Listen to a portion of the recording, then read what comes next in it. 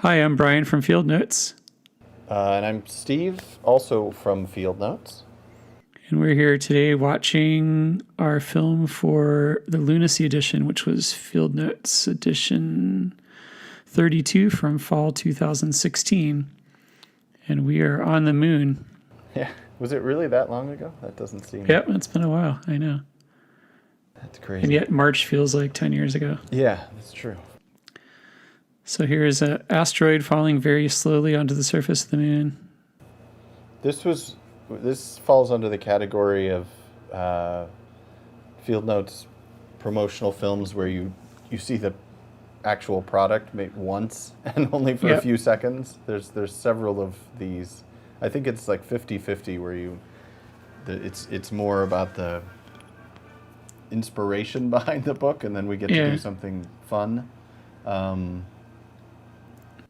Yeah, it says that we built this giant platform out of plywood and 2x4s and filled it with so many different kinds of aggregate products. We tried a lot of different things. I think it ended up being mostly like Quikrete, like concrete mix with some sand and gravel mixed into it, because the Quikrete made nice dusty explosions, nice craters like that.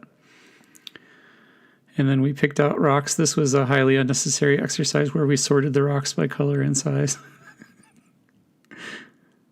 There's lots of, I don't know if play through. It's kind of a long one, so it's. We can go back to the beginning, or just let it keep playing. I don't know. This one, I'm not sure. I know we had some other ideas like usual, and we kicked them around, and I forgot. I can't remember. I have notebooks somewhere. Field Notes brand notebooks somewhere that had some of the initial ideas, and then I think I'd found on YouTube like some faking moon landing kind of stuff, and I remember talking about that, and we wanted it. Yeah, and experiments with slow motion things, and I had never shot with a Phantom camera, and so the idea kept going and going and going, and. Right. The Phantom is the slow motion camera, which just needed tons of light, I remember. So we had to rent the camera and rent additional lights just because it needs a lot of light. Yeah. If you've ever shot slow motion with your iPhone, you'll know that it needs to be pretty bright out for it to look good. Yeah. And then, I had done for the Expedition edition when the Space Pen came out, I made sort of a fake moon boot print. Oh, yeah. For the photograph of the photograph of the Space Pen, so I think we'd had a little bit of experience with fake lunar surfaces before. Yeah. But it's kind of funny. Like, I think it actually looks pretty good. I'd be interested in hearing if it actually fooled anyone, because you look at that and that looks like, that looks pretty moonish. And that looks like a big crater in space, or a big meteor in space, or asteroid. That was just shot with black cloth behind it, and I added the stars. Yeah. Later. The gravel is mostly, we bought some gravel, but I think most of the meteors were just chunks of rock from out by the railroad tracks outside our office. Yeah.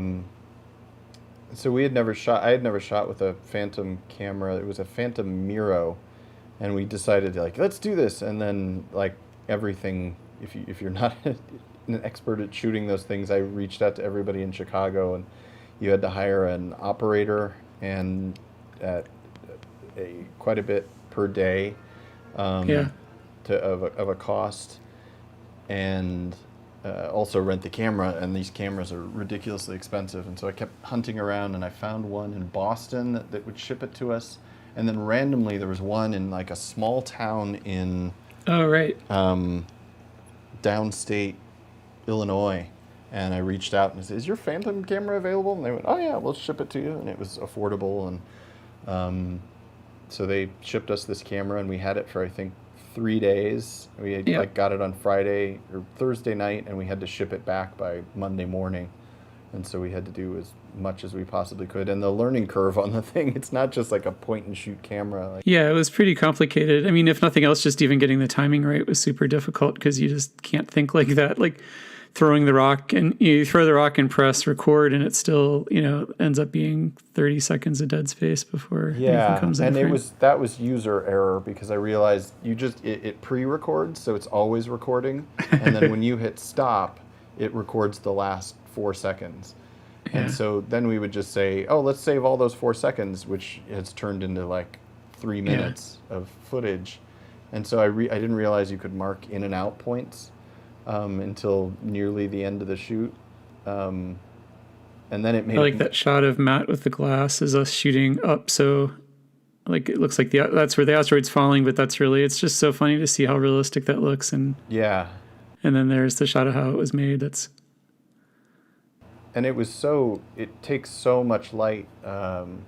Like you said, those are Hive plasma lights, I think, and we had to go rent those because I own a garage full of pretty powerful lighting, and we got it up there. I was like, you can't see anything, so we had to rent these giant, and even those. I mean, you can see that's daylight in the window above, and the lights are brighter than the daylight. Yeah, we had to rent, I think, 4 Hive plasma. I don't know. I'm just looking for where else you can see the setup, but if you're shooting with direct light, it's those are bright. Yeah, so those are the lights back there, and there's the Miro, and it had to be plugged into this monitor thing, and it was a learning curve. It was really interesting. Yeah. And I think we talked about originally, like, do we want to just shoot the? God, that drill has been in more Field Notes videos than I have. I should ask for reimbursement for that. I think we talked about originally, like, do we want to just fake a moon landing kind of thing and not show any of these behind the scenes things? And we thought it was really, I think it started making sense pretty early on, that we should have all this making of thing and seeing it. It was fun though. Like you were just throwing rocks at sand, and then you'd wait 20 minutes to have it render all out and see what you got. And in another case of doing something practically that would have been far easier to do with special effects, the moon, I think it shows it here as an inflatable. It was like an inflatable beach ball moon that we bought online, and the idea was to backlight it so it kind of looked luminescent, and that's what we did. But the lights were so hot it kept melting the ball, so we had to turn that light out all the time. And like that would have just been so easy to drop in later, but it just felt more realistic that way. Neat to have that in the shot. I still have that hanging in the photo room. I think even then but it's shaped like an egg now. Yeah, I think even then, we had a bright light pointing at it, and I think I still had to bring it out quite a bit in the edit. And then this was a fun shot of Matt at the end of. Yeah, I love that shot. That's one of my favorite endings of all of our Yeah, films. We always try to be a little clever with the endings of these. Nothing like shooting a black on black book. So we sort of built the thing all day on Friday, and then shot as much as we could before the end of the day. And then I remember we came back on Sunday and shot for as much time as our families would let us be downtown again. And then I think Monday morning we all rushed in and then shot as much as we could before we had to pack the camera up and send it back. That is crazy. It would be neat to see. I mean, this footage is, it just looked so neat. It came out. It's one of the ones where, sometimes you do something and it doesn't really work like you thought it would, but this one kind of came out better, I think, than I expected. It looks really pretty neat. I love that shot. Like that panning over, like right there, that looks amazing. And even then, after I got into the edit of it, we'd shot, I felt like so much, and then we got in it and I had like 20 clips to use because you'd set it all up, and then you realized you didn't have, it's all slow motion, but the action is short. So I think I earlier said that's the moon in the background, but obviously that's the Earth. Thanks, Dr. Science. I don't remember what the song is. It'd be good with like the Monty Python music in the background. Do we have anything? I think that's about it. But that's one of the more ambitious kind of like tabletop things we've ever done. Yeah, yeah. And in part, we took over so much space. I think if we can talk about this, of seeing these guys here, of the shop at Field Notes is right behind where Matt is standing, leaning over.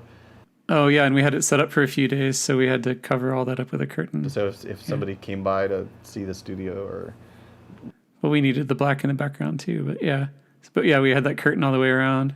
well, I think we also put up the black early, thinking like, well, we don't want to see too far off. Yeah. And then you realized how much light the camera needed. That it didn't Yeah, really it would have matter. gone dark anyway. Like, even if it was bright sun, like the shot of Matt dropping the wherever that is, dropping it right. Oh, Like, there, yeah. There, like his hand is. His hand would have been in that shot, right? It was so dark you couldn't even see it. Yeah. We had the light concentrated right there, that it didn't really even matter. Like he's probably looking in the lens, and you couldn't tell. So, but it was an adventure for sure. Yeah, that was a fun one. I wish there's a shot in here, I think right here. I wish I hadn't cut out of it as quickly. I was trying to do a match cut with where the rock is and sort of where your hand is, but I still have no. I wish you'd spent so much time setting that up. I have some good still pictures of it that we never used for anything. I guess we can use them for use them in the. But it's hypnotic. We were cleaning that dust off of like the windows and the floor for weeks. I can't think of anything else to say. It's yeah, I think that covers it. Yep. Well, thank you for watching, and we'll see you on the next one. See you next Friday. Yeah.